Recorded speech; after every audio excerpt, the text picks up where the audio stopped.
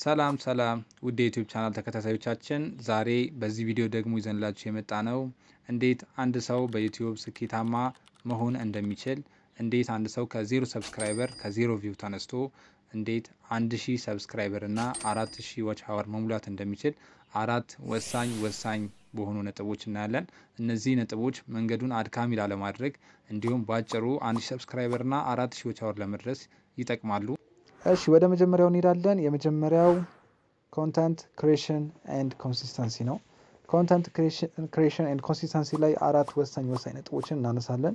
ከነዚህም ውስጥ ደግሞ የመጀመሪያው ስቶፕ ኤክስኪዩዚንግ ነው። ምክንያት መደርደር ማቆም መቻል አለብን። የተለያዩ ምክንያቶችን ፒሲ የለኝም፣ ካሜራ የለኝም፣ ማይክ የለኝም ምናምን የሚሉትን ማቆም መቻል አለብን። ምክንያቱም በእጅ ስልክ መጀመር ስለምንችል ማለት ነው። ስለዚህ በእጃችን ላይ ባለው ስልክ መጀመር እንችላለን። ስለዚህ ኤክስኪዩዝ ማድረግ ማቆም አለብን ማለት ነው። ሁለተኛው ሰሌክት ዘ ቤስት ኒች ነው።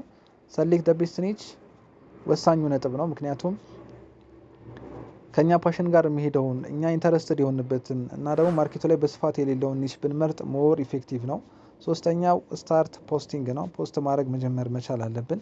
ስለዚህ ስኬጁልድ የሆነ ፖስቲንግ መኖር አለበት። የሆነ ቦታ ላይ ለመድረስ ግዴታ መጀመር ስላለብን ፖስት ማድረግ ግዴታ ነው። አለበለዛ ሁሉም ነገር በዜሮ ስለሚባዛ ማለት ነው። ስለዚህ ፖስት ሶስተኛውና ዋነኛው ነጥብ ነው ማለት ነው። የመጨረሻውና አራተኛው ኮንሲስተንሲ ነው። ኮንሲስተንሲ ብዙ ሰዎች ፌል የሚያደርጉበት ነገር፣ ብዙ ሰዎች ይጀምራሉ ግን መጨረስ የማይችሉበት መንገድ ኮንሲስተንሲ ስለሌላቸው ነው። ስለዚህ ኮንሲስተንሲ ላይ ራሳችንን ዴዲኬትድ አድርገን ስኬጁልድ የሆነ ፖስት በማድረግ ትክክለኛውን ኒች በመምረጥ ኮንሲስተንት መሆን አለብን ማለት ነው። ወደ ሁለተኛው እናልፋለን። ሁለተኛው ዋናውና መሰረታዊ ፖይንት ደግሞ ኦዲየንስ ግሮዝ ኤንድ ኢንጌጅመንት ነው። ኦዲየንስ ግሮዝ ኤንድ ኢንጌጅመንት ላይ ደግሞ ወሳኝ የሆኑ ኪ ተርሞች አሉ። የመጀመሪያው ኦዲየንስ ግሮዝ ሲሆን ሁለተኛው ደግሞ ኢንጌጅመንት ነው። ኦዲየንስ ግሮዝ ማለት አዲስ ተመልካቾችን ወደ ቻናል ማምጣት ነው።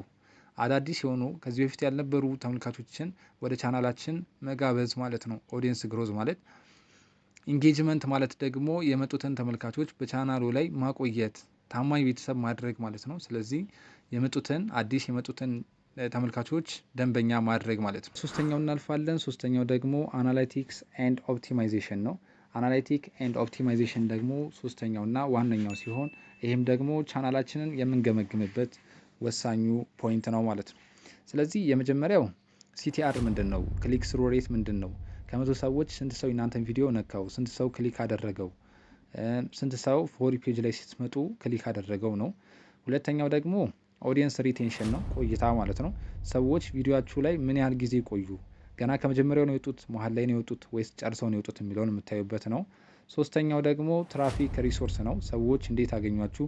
በፍለጋ ወይስ በምክር ወይስ በሰጀሽን ወይስ በሰርች ነው ያገኟችሁ ወይስ ደግሞ በሰብስክሪፕሽን ያገኟችሁ የሚለውን በደንብ ማወቅ አለባችሁ። እሺ አራተኛውና የመጨረሻው ደግሞ ሞኔታይዜሽን ኤንድ ሬቬኒው ስትሪም ነው። የጀማሪዎች ስህተት 1000 ሰብስክራይበር እና 4000 ዋች አወር ላይ መሙላት ብቻ ነው። ግን በተለያየ መንገድ ገንዘብ ማግኘት ይቻላል። ለምሳሌ በስፖንሰርሺፕ፣ በአፊሊየት ማርኬት። አፊሊየት ማርኬት ማለት በሊንክ እቃዎችን በመሸጥ ኮሚሽን ማግኘት ማለት ነው።